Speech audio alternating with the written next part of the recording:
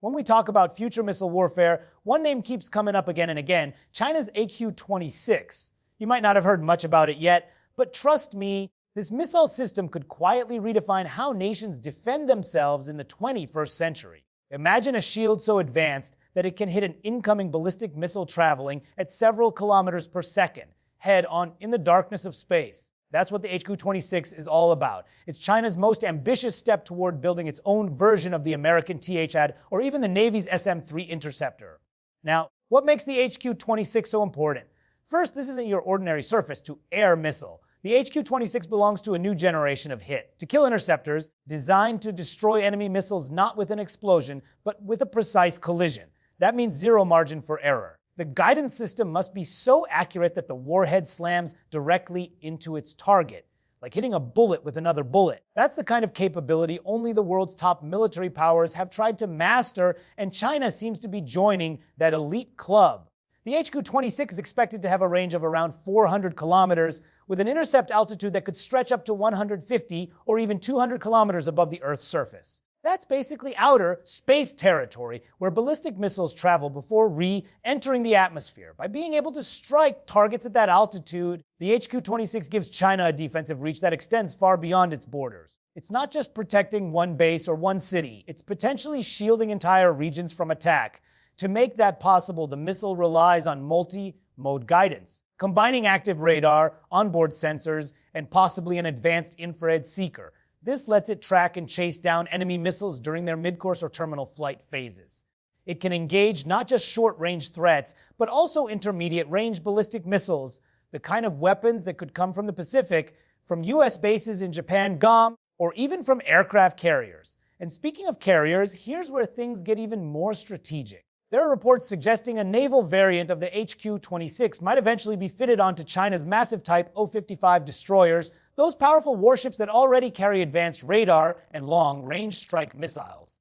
If that happens, China could project its missile defense shield far beyond the mainland. Picture an AQ-26 interceptor launched from a ship deep in the South China Sea, shooting down a threat hundreds of kilometers away. That's a game changer. And it mirrors the U.S. Navy's Aegis SM-3 system almost one for one. But the AQ-26 doesn't exist in isolation. It's part of a family of layered missile defense systems. At lower altitudes, you've got the HQ-9, similar to the U.S. Patriot system. Then comes the HQ-19, which covers medium-range threats, roughly equivalent to TH-80. And finally, the AQ-26 takes the top tier, guarding against high-altitude and long-range attacks. Together, these systems form a complete defensive web designed to make any attack on China incredibly difficult and extremely costly. And that's exactly what Beijing wants: a credible shield for deterrence. Because in modern warfare, it's not just about launching missiles, it's about being able to survive the first strike and strike back. If an adversary knows that their missiles might get intercepted before they even reach Chinese airspace, it changes the entire equation. The AQ-26 adds a new psychological layer to China's defense, a warning that hitting China won't be easy, and surviving the response will be even harder. Now, let's talk about technology for a second. Developing a hit-to-kill interceptor isn't just about building a fast missile. It requires extremely advanced radar tracking, high-speed computing, and real-time data sharing. The system must detect, track, calculate trajectories, and then guide the interceptor to collide with a target moving at Mach 10 or more. That's like shooting down a bullet with another bullet, except both are traveling faster than sound. The fact that China is working on this shows how much progress it's made in sensors, AI-assisted tracking, and radar technology over the last decade. And there's another aspect: mobility. Like the HQ-19, the AQ-26 is believed to be road mobile, mounted on an anti-THAAD heavy tail launcher. This means it can move quickly, hide from satellite detection, and deploy wherever it's needed. In a crisis, China could shift these launchers across provinces or even integrate them with naval operations, giving commanders enormous flexibility. From a strategic perspective, the HQ-26 fits perfectly into China's ATAC-AD, anti-access area denial strategy.